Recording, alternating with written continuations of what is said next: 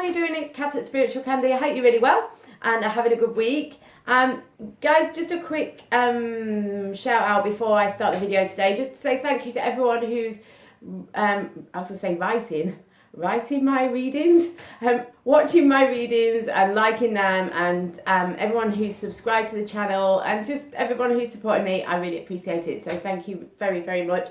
As you can see, I'm kind of like dressed down with my no regrets tracksuit top on, and I have tracksuit pants on as well. I'm supposed to be hanging the washing out, and instead of doing that, I'm vlogging, which is normal, because to be quite honest, of course it's much more interesting talking to you guys and then hanging up washing. But anyway, I just want to vlog today just to talk to you about something that I think is really quite important. It's important to me, and I think it might be helpful to some of you out there. And it's obviously, you've got it from the title, it's about my meditation routine. I know a lot of you are really into meditation, or you're trying to get into meditation. So here we go, and let's talk about that. Today's love vlog is all about my meditation routine. Now, I have tried so many things. You all know I've had really dark times, I've had really good times, obviously.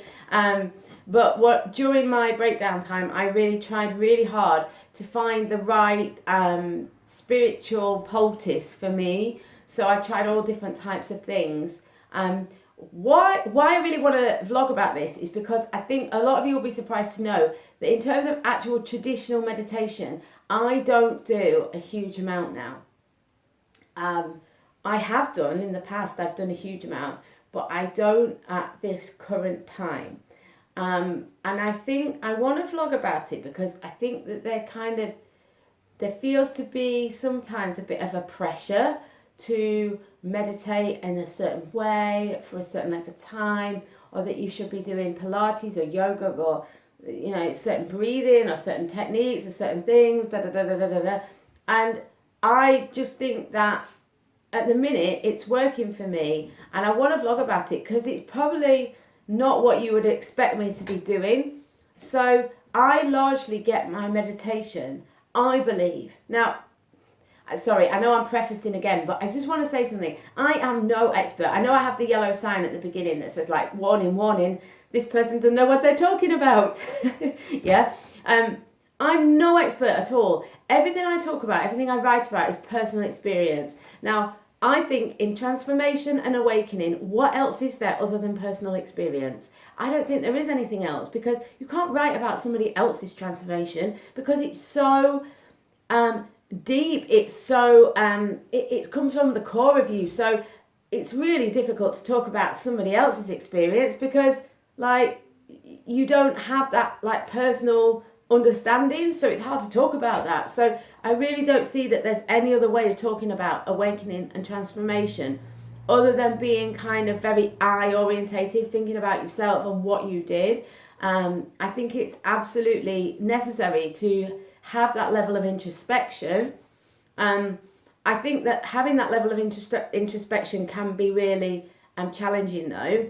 I'm naturally that introspective. I wouldn't encourage someone to be this introspective, because actually anyone who is as introspective as me, who's constantly thinking about what's my experience of this, what's happening, what's happening energetically, where am I going, where am I going to, what's this lifetime about, what's the meaning of life, it does your head in, really.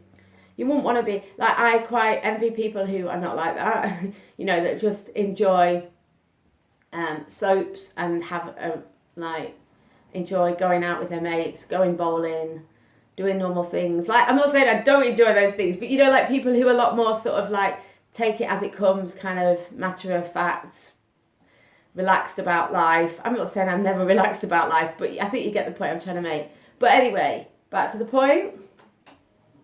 I always do it.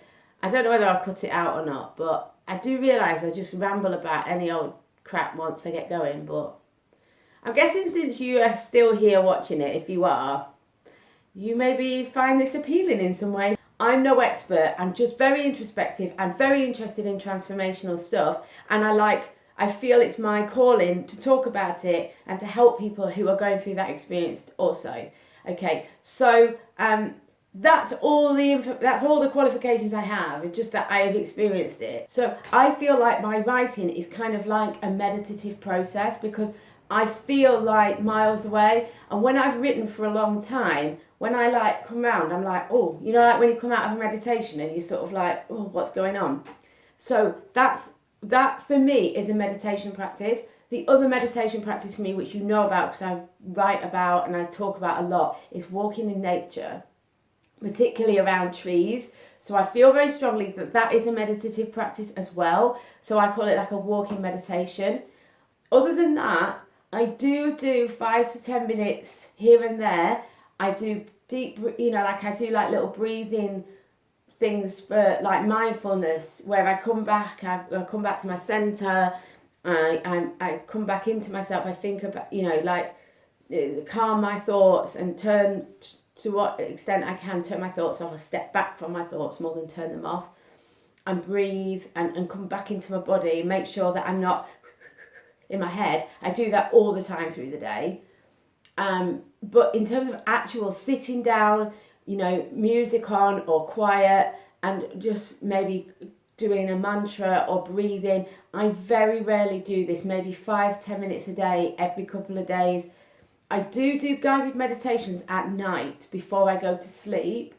And when I wake up in the morning, I do what I would call like a free meditation, where I just lay for 10 to 15 minutes, just step back from my thoughts and just allowing myself to be with myself. But and I also kind of will just sit sometimes. But the point I'm trying to make is, you know, like the concept of like a formal meditation where you sit, you repeat a mantra, you listen to a guided meditation, you listen to meditation music, and you think, right, I'm sitting here saying this mantra or breathing in a certain way or following this meditation, and I'm sitting here, you know, on the floor or in my chair or whatever, doing this for an hour. I don't do that type of meditation. So really what I'm saying is I am meditative in my life, but I don't do a lot of meditations. Like I say, I don't even know whether a walking meditation or writing meditation is even a thing. But all I can say is it works and is working for me. Yeah, so I just wanted to talk to you about what I do. It really does work for me. I find that as long as I have, that nature time, that writing time, that I feel filled up, you know, I feel like chilled out and fueled up with the right sort of energy. We all know what it feels like when we're drained, you know, and when we feel like we've kind of lost our power, we're not feeling super with it. We feel kind of like we've got a lot of, you know, negative energy with us or around us, on us, whatever. And that's traditionally where we would turn to like a meditation practice and maybe take that hour to meditate or do yoga or whatever.